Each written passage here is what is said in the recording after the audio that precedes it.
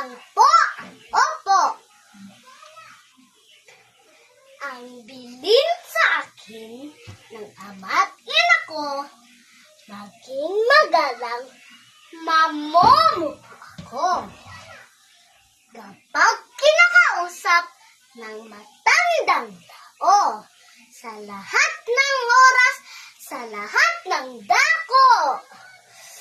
Kung ang kausap ko'y matanda sa akin, na dapat igalang at dapat upuin.